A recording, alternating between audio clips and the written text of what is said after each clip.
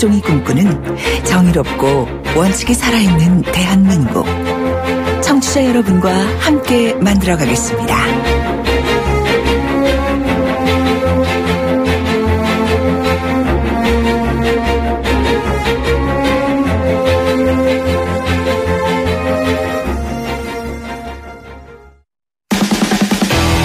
돌려보고 비틀어보는 오늘의 이슈. 이종훈의 뉴스 측면 승부. 네, 곽수정을 우다게 욱하게 만드시는 시사기의 측면승부사 이종훈 박사 오셨습니다. 안녕하십니까? 네, 안녕하세요. 청취자분들이 글을 보내주셨는데요. 몇 개. 잠깐 소개 좀 하고 가도 될까요? 78년도 군대 가서 중대장집 개밥 안 줬다고 많이 맞았습니다. 개만도 못한 것 같아서 많이 울었고요. 장교들은 40년이 지나도록 바뀐 게 없는 것 같습니다. 대대장 따까리 제도부터 다 없애야 합니다. 제가 요거는 거의 그대로 읽어드렸습니다. 네. 8,900번님이군요. 아니 78년도에 군대 다녀오신 분 같으면 예. 거의 그러니까 소위 말하는 예. 쌍팔년도 옛날 군대 얘기하시는 것 같은데. 예. 저도 그 즈음에 다녀오긴 그렇죠. 했습니다만. 예. 예. 8719번님 3,500명 동원 충분히 가능한 일이고요. 4대강 자원외교 부패 수사 철회해야 합니다. 철저하게 해야 합니다. MB는 좀 이상한 대통령이라고 생각하는 중 한 사람입니다. 라고 하셨고요. 아무튼 그런 내용들을 보내주고 계십니다. 오늘 이슈는 뭡니까? 임용대란. 임용대란. 초등학교 선생님 말씀하시는 거죠? 네, 그렇습니다. 어저께 교육부가 네. 2018학년도 임용시험 사전예고 자료를 발표를 했거든요. 네. 내년도에 이제 교사 등 선발 인원이 총 9,000여 명에 달하는데 네. 초등학교 교사는 올해보다 무려 2,228명이 줄어든 3,321명을 선발하겠다. 이렇게 선발 인원이 총 9,183명이라는 거 누구 선발 인원을 말하는 겁니까? 네, 초, 중, 등. 전체 네. 교사 수. 네, 그렇습니다. 그 중에서 이제 초등학교 선생님은 무려 2,228명이 줄어든 3,321명. 네, 그렇습니다. 거의 40% 이상이 줄었네요. 예, 그런 거죠. 네. 그런데 이제 서울시 교육청도 어제 또 내년도 교사 임용시험 시행 계획을 사전 예고를 했는데 네. 예. 서울 지역에서만 초등학교 교사를 105명을 선발하겠다 이렇게 밝혔는데요. 문제는 올해 846명이다가 갑자기 1년 사이에 741명이 확 줄어든 겁니다. 게다가 이게 왜 이러죠? 조금 전에 말씀드렸듯이 이 초등학교 교사가 전체적으로 전국적으로 줄어들긴 하는데 네. 그 전국 평균에 비해서도 거의 2배 수준으로 서울시를 확 줄이겠다라고 하니 네. 지금 이제 서울시 쪽에서 지금 난리가 난 거죠. 초등학생 수가 줄고 있나요? 그만큼? 줄고 있는 건 사실이죠. 네. 그러니까 지금 아무래도 자녀를 요즘에 별로 출산을 안 하다 보니 올해 같은 경우에는 지금 올해 연간 그러니까 탄생하는 자녀 숫자가 출생률이 지금 40만 명 밑으로 지금 떨어지는 30만 명 정도로 알고 있는데. 예, 30만 명대죠. 예. 예. 교대생들이 가만히 있었을까요? 절대 가만 안 있죠. 그러니까 오늘 서울교대하고 이화여대 학생들이 서울시 교육청 앞에서 시위를 벌였습니다. 네. 교사 임용시험 불과 100일밖에 안 남았는데 네. 이게 무슨 갑자기 아닌 밤중에 홍두깨냐 네. 이렇게 된 거고요. 그렇겠네요. 네, 지금 안 그래도 교육부 이 교원 수급 정책에 따라서 신입생 선발을 그렇게 나름 학교 측에서 조정을 계속 해왔다는 거죠. 예. 그런데 지금 시기면 졸업생 80% 이상 불합격시키겠다는 얘기인데 이게 도대체 말이 되느냐라고 말이 안 되죠. 분통을 터뜨리고 있는 거고요. 참고로 그 12년 동안의 서울시 교육청 초등교사 연평균 선발 인원은 838명이었다 그럽니다. 네. 이제 이번 같은 경우는 이제 8분의 1로 확 준 거죠. 네. 이게 그러면 교육부 책임입니까? 서울시 교육청 책임입니까? 서로 좀 밀고 있습니다. 네. 교육부는 서울시 교육청이 적체 미발령자 문제를 제때 해결을 못해서 그렇다. 라고 적체 미발령자라는 건 많이 뽑았는데 아직 발령을 못 낸 분들이 계신다. 이 말인 거죠. 어찌됐건 이제 서울시 교육청 차원에서 이건 해소를 했어야 되는 문제다라고 지금 얘기를 하고 있는 거고요. 그렇군요. 서울시 교육청은 박근혜 정부 때 일자리 창출 정책 때문에 합격자 수를 조절을 하지 않아서 그 여파가 지금 오는 거다라고 지금 얘기를 하고 있습니다. 예. 학생들이 이제 항의를 하니까 조의원 이제 서울시 교육감은 교육부에 증원을 요구하겠다. 특히 이제 문재인 대통령이 1수업 2교사제를 이제 공약을 했는데 그렇게 되면 교사 한 15,000명 증원돼야 되기 때문에 이 문제하고 어떻게 좀 잘 조율을 해서 한번 조절을 해보겠다라고 얘기를 좀 하고 있는 거고요. 교육부도 일단 선발 정원 수정 공고는 우리가 하겠다.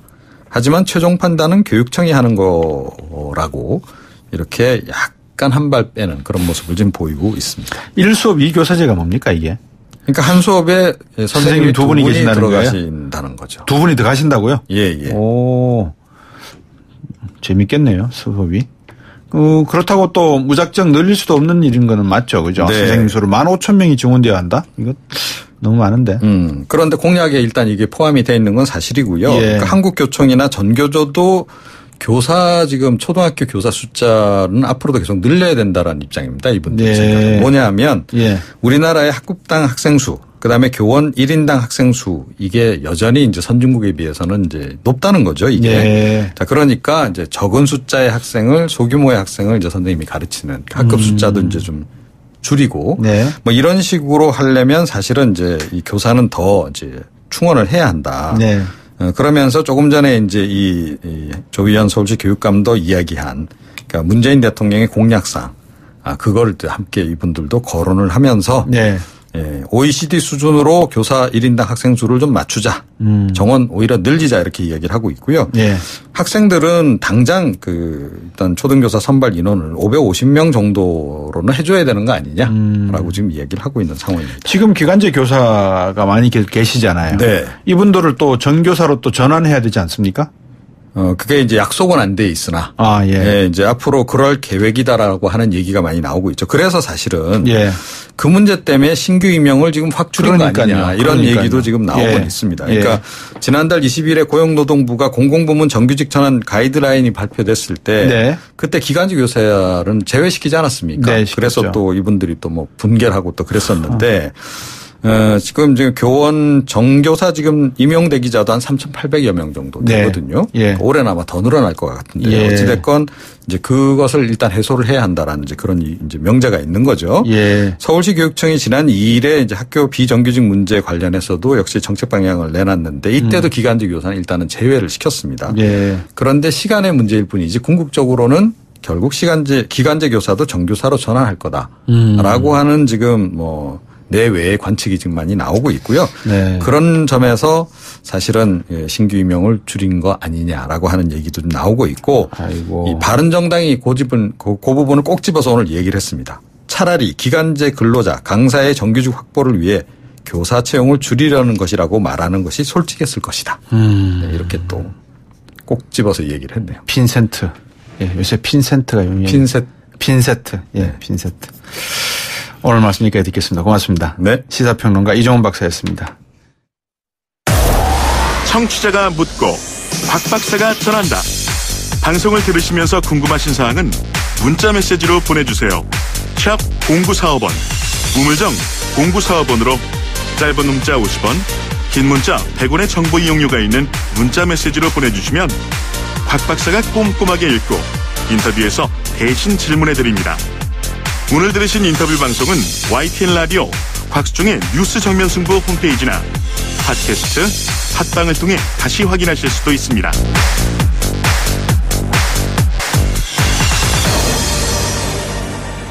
아시겠지만 히로시마, 나가사키 이 두 군데 뚱뚱한 폭탄 두 개가 떨어진 게 지금으로부터 72년이죠. 1945년에 떨어졌으니까요. 그 당시에 한국인들 참 일본의 징용에 끌려갔거나 강제노동에 끌려갔던 우리 한국인들도 상당히 피해를 입었습니다. 일본 정부도 한국 정부도 관심을 가졌을까요? 그렇지 않았겠죠. 피해는 그렇죠. 후손에까지 고스란히 이어지고 있다고 합니다. 자, 한국인 원폭 피해자들 돕고 있는 분이 계셔서 오늘 인터뷰 해볼 겁니다. 합천의 평화의 집 이남재 사무총장입니다. 안녕하세요. 네, 안녕하세요. 예. 합천이 한국의 히로시마라고 불린다고요? 왜 그렇습니까? 그러니까 당시 이제 제1조선인, 즉, 이제 한국인 피폭자들이 한 7만여 명 되는데요. 예. 그 중에 한 70%가 합천 출신이어서 그렇습니다. 70%가 네. 합천이라고요? 네. 제 고향이 거창입니다. 그 근처에. 네. 예. 합천에 계신 분들이 왜 그렇게 일본에 많이 가셨어요? 나가사키하고? 그러니까 이제 그때 당시, 전체 이제 피폭자들이 한 69만 정도 되는데, 히로시마 나가사키 토탈에서요. 예. 그 중에 이제 한 7만여 명의 우리 제1조선인들이 피폭이 됐고, 이제 4만여 명이 이제 그 자리에서 정말 고통스럽게 돌아가셨고, 이제 생존자가 한 3만여 명 되는데요. 예. 사실 합천이 워낙 또 산지가 많고, 또 농토가 상대적으로 적고, 그래서 그때 당시 강제징용이라든지 또 이런 친인척들을 통해서 거기 가면 초목금피를 내란다. 그래서 그런 권유들이 대단히 많았고 해서 여하튼 히로시마 나가사키에 그렇게 합천 출신들이 대단히 많았는데 결과적으로는 정말 목숨을 잃는 결과를 낳고 말았습니다. 네. 3만 명 정도가 이제 부상, 방사능이나 여러 가지 피해를 입으셔가 피폭 환자로서 지금 생존해 계신다고 들었는데 지금 현재까지 계시는 분들은 생존하고 계신 분들은 몇 분 정도 있습니까? 현재 한국 원폭 피해자 협회라고요. 예. 사실 이분들이 현재 한 450여 분 정도 계시고요. 예. 평균 나이가 83세 정도 되는데요. 예. 실질적으로 이게 정부가 실태 조사를 해서 이분들이 모인 게 아니고요. 네. 이분들이 피폭을 당하신 분들이 자발적으로 이 협회를 구성을 해서 예. 초기 단계는 한 10,000여 명이 이제 모였는데 예. 점점 이제 세월이 가면서 현재 이제 그렇게 생존자들이 남아 있고요. 현재까지 정말 어떻게 좀 표현해야 될지 모르겠습니다만은 정부 차원에서 한 번도 실태 조사를 한 적이 없습니다. 그러니까 대체 몇 명이 거기 도의를 하고 몇 명이 여기를 와서 어떤 상태로 지금 살고 있는가에 대해서 한 번도 실태 조사를 한 적이 없습니다. 건강이라든지 생활이라든지 그것이 어떻게 2세, 3세들에게 영향을 미치는가에 대해서 네. 한 번도 한 적이 없습니다. 이 피폭 피해자분들이 직접 이 단체를 만드셨다고 하는데 몇 년도에 처음 결성이 됐었습니까, 이게?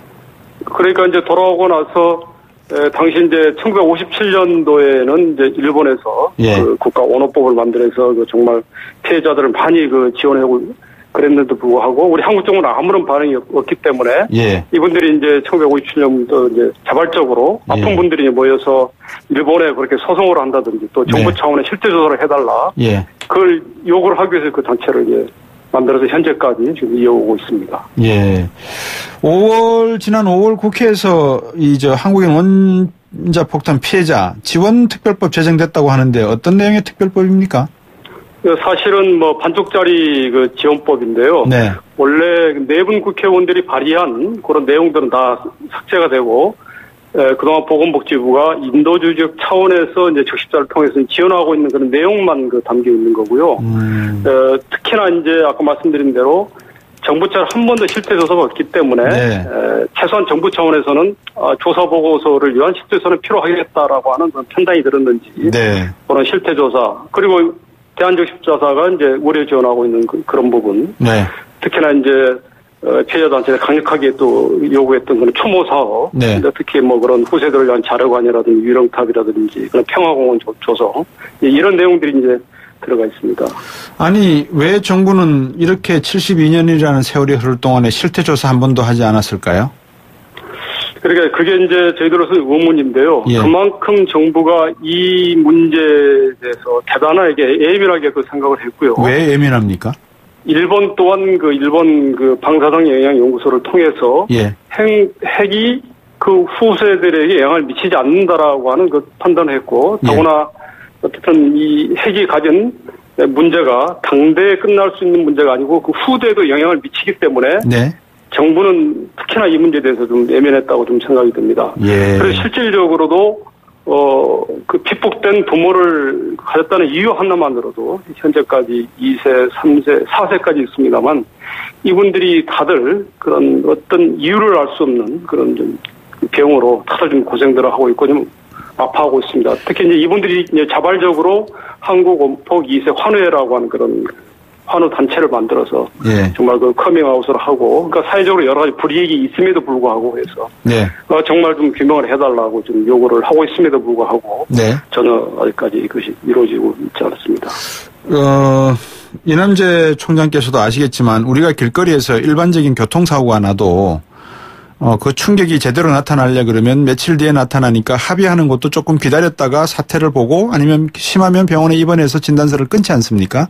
네. 그런데 이제 원폭 피해를 받았을 경우에 사상 초유의 원폭 피해였다면 아무리 과학적 근거나 역사적 사실에 대해서 잘 모르고 있었다 하더라도 이런 사안을 국가가 당장 합의해 준다거나 아니면 내용을 파악하지 못했다고 하는 것은 국가로서의 책무를 유기한 거다 이렇게밖에 볼 수 없는데 그죠?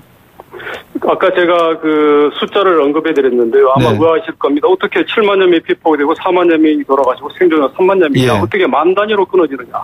그것은 일본은 이미 그 내무성에서 그런 그 명단위까지도 이미 밝히고 있습니다. 네. 오직 우리나라만 이렇게 만 명단 이것도 어디까지나 일본의 학자가 그쪽에 그 경무국에 그 자료를 가지고 이렇게 추산한 것일 뿐이고요. 네. 그 이후에 이 피해자들이 지속적으로 실태 조사를 요구를 했음에도 불구하고 정부가 이걸 끝까지 지금까지도 사실 방관하고 마지못해서 지난 작년 5월 19일 날 이제 통과된 특별법도 그 강력하게 요구했던 2세 문제라든지 이런 것을 다 빠진 채 그다음 형식적인 지원을 담은 내용으로만 이렇게 좀 급급하고 있습니다. 일본 정부는 옛날에 한일협정에서 여기에 관한 일반적인 보상을 했다 이렇게 이야기하는 거 아닙니까 혹시? 네 그렇습니다. 예.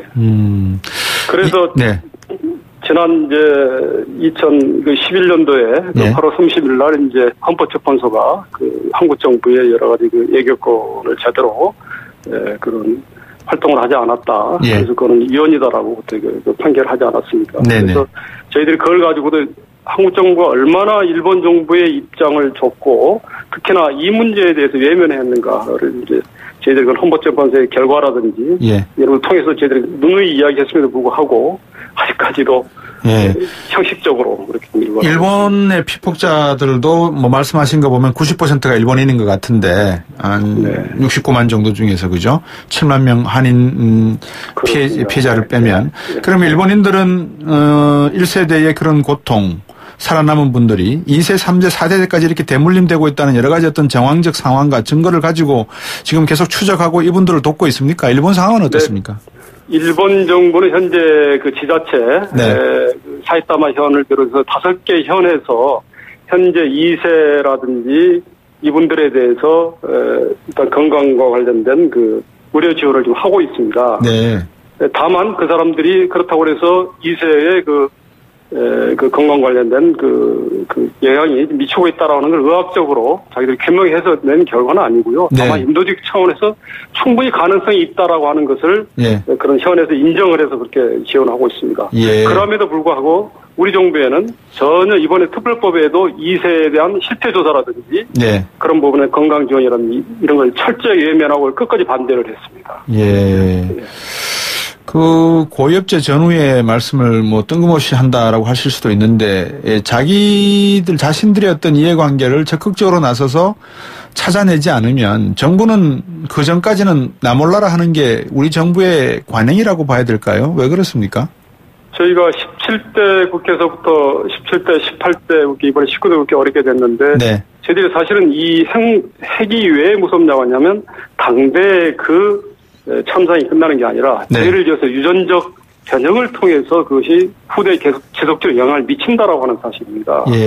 그래서 제가 이 문제를 계속 지속적으로 요구를 했고 그럼에도 불구하고 정부는 그러면 당신들 본인이 직접적으로 역학조사를 해서 인과관계를 증명을 해라. 의학적으로 증명을 해라고 하는 입장입니다. 그러니까요. 하지만 저희들은 그렇지 않죠. 이거 당연히 정부가 해야 되죠. 그럼 정부는 왜 필요합니까?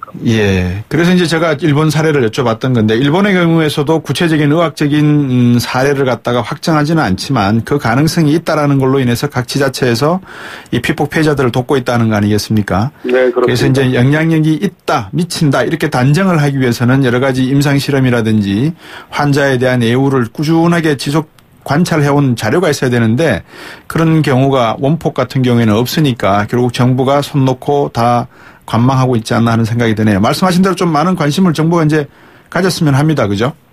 최소한 인도적 차원에서라도 일본 정부는 그렇게 하고 있습니다. 지방정부를 통해서. 그렇지만 우리는 인도적 차원에서도 현재 지원을 전혀 하지 않고 있습니다. 오늘 말씀 잘 들었습니다. 여기까지 듣겠습니다. 감사합니다.